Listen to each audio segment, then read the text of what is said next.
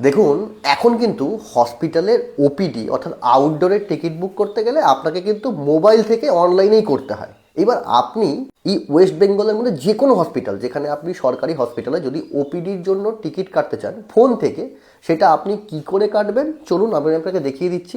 ভিডিওটা ফার্স্ট থেকে লাস্ট অবধি দেখলে আপনি পুরো প্রসেসটা দেখে নিতে পারবেন কিভাবে আপনি যে কোনো হসপিটালের ওপিডি টিকিট বুক করতে পারবেন। দেখুন, তার জন্য আপনি আপনার ফোনের গুগলে চলে যাবেন এবং লিখবেন ওপিডি টিকিট বুকিং।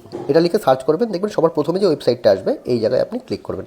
যে আপনি এই জায়গায় ক্লিক করবেন, এখানে ভেরিফাই ইওর মোবাইল নাম্বার, এখানে আপনি আপনার মোবাইল নাম্বার দিয়ে ওটিপি দিয়ে এটা কিন্তু ভেরিফাই করে নেবেন। দেখুন, আমি আমার মোবাইল নাম্বার দিয়ে এখানে ভেরিফিকেশন করে নিলাম। সবার প্রথম কাজ হচ্ছে এই রকম ইন্টারফেস আপনার সামনে আসবে। এখানে দেখুন সবার প্রথমে হসপিটাল নেম বলে একটা অপশান আছে।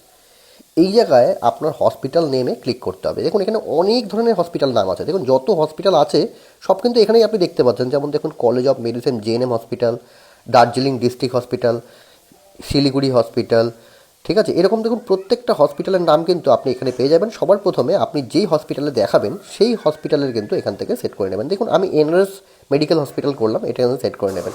নেক্সট হচ্ছে ভিজিটিং ডেট। দেখুন নেক্সট ভিজিটিং ডেট যেটা রয়েছে এইখানে আপনি ক্লিক করবেন। এখানে আপনি 7 দিন আগের পর্যন্ত বুকিং করতে পারবেন।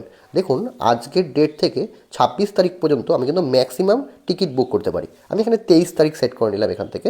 এখানে আপনার নাম, আপনার জেন্ডার, আপনার ইয়ার অফ বার্থ, এখানে কিন্তু অটোমেটিক এজটা চলে আসবে, country, state, district, police station, address, pin, আপনার আধার কার্ড নাম্বার।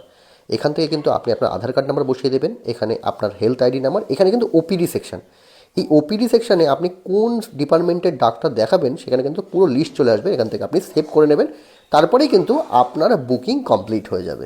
ভিডিওটা সকলকে শেয়ার করবেন আর চ্যানেলটা অবশ্যই ফলো করে রাখবেন।